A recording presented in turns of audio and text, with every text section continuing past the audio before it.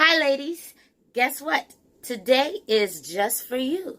I have a specialty that is going to help you for your monthly problem that we all suffer with. So come on and watch and see what I got put together. On Dishing with me, Heather D.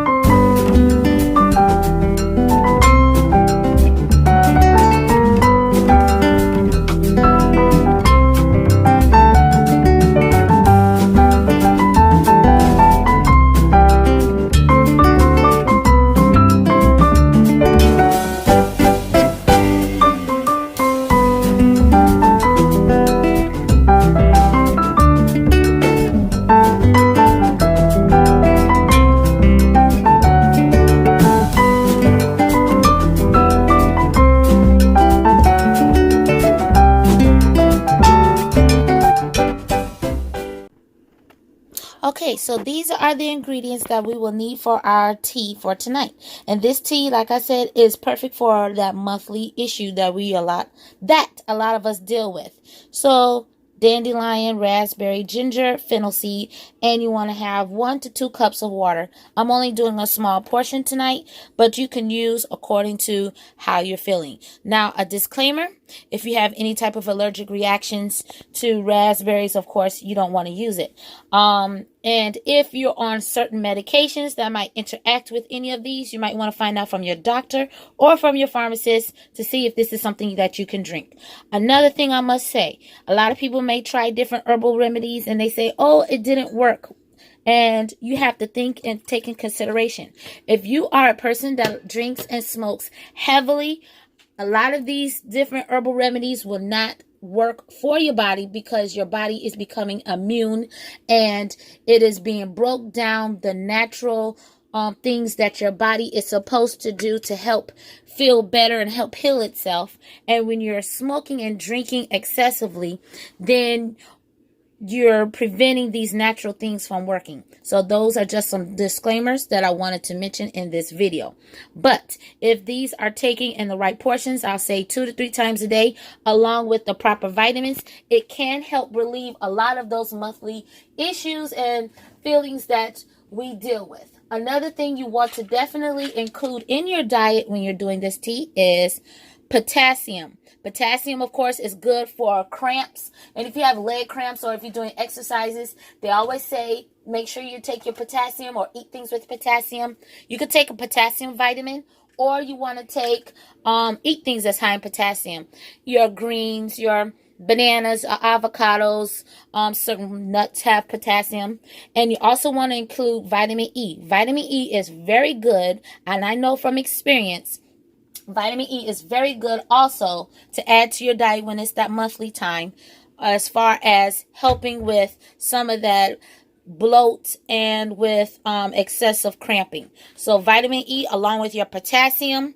And if you like to take an over-the-counter medicine, that'll help. But I would say if you drink your tea, do the vitamin of the potassium and your vitamin E at night along with your tea. That'll help reduce some of that cramping.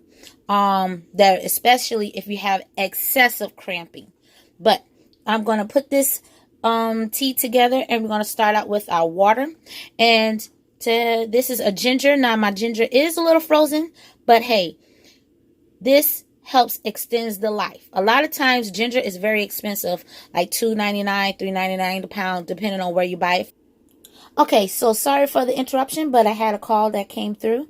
But like I mentioned earlier, ginger and using those 2 vitamins, the potassium and the vitamin E, will really help with menstrual cramps. So right here is I have 1 cup of water that I'm going to bring to a boil. And dandelion, unless you can find fresh dandelions that's probably growing wild in your yard, to wash off and use, it is good to just do the quick method and just get you some dandelion tea bag just like this. Once I take it out the bag. Okay. And what we're going to do is just place it in the pot here until it comes to a boil. And I'm just sticking it through the hole right there. and let that part sit in the water. Then I'm going to also open up my little tea bag, my little tea thing, my tea fuser, and I'm going to put my fennel seed and my ginger. Now, like I mentioned earlier or before I received my phone call, to make ginger last, because a lot of times, oh, there it goes. Because a lot of times ginger does not, may not last very long in your refrigerator. You can place it in your freezer in a nice sealed Ziploc bag, and it will last you up to 6 months to almost a year if stored properly. So if you get a piece of ginger and you know you're not going to use much of it, go ahead and put it in your Ziploc bag and freeze it. So what I'm going to do right here is close this up. Gotta do this little concoction thing here.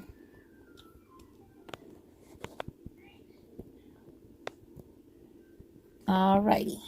Took me a little while, but see, I got it locked in. And I'm going to also place this inside. And that is going to come to a boil also with the tea. And the raspberries will be added. And I'm going to bring this all to a boil. And once it comes to a boil, then you are ready to brew it. Once it comes to a boil, then you'll be ready to go ahead and serve this up with honey or sugar, agave nectar, or whatever you like. So stay tuned and we'll see the final product. Okay, it has been approximately 10 minutes and I let this all sit here and just kind of let it steep in this hot water. The tea bag has, I believe, released all the vitamins and nutrients that was all clogged up inside this little bag here. And so did my little infuser here that had the ginger and the fennel seed. I'll pull that out. And using a strainer, you want to take your time and just kind of strain it into a measuring cup or a bowl, just so that way you don't get all those extra pieces here. And once you have it strained, you can go ahead and serve it up. I have a little honey inside of my teacup, and it is ready to go. The perfect tea to have during that time when you are feeling blah. So if you like this video and if you have any questions or concerns, leave a comment down below and click that like, share, and subscribe button. I hope you all have a great evening and feel free to try this. And make sure, like I said, check with your physician or pharmacist in case you're on certain medications. We don't want any type of interactions in using certain ingredients. I hope you all have a great evening and God bless.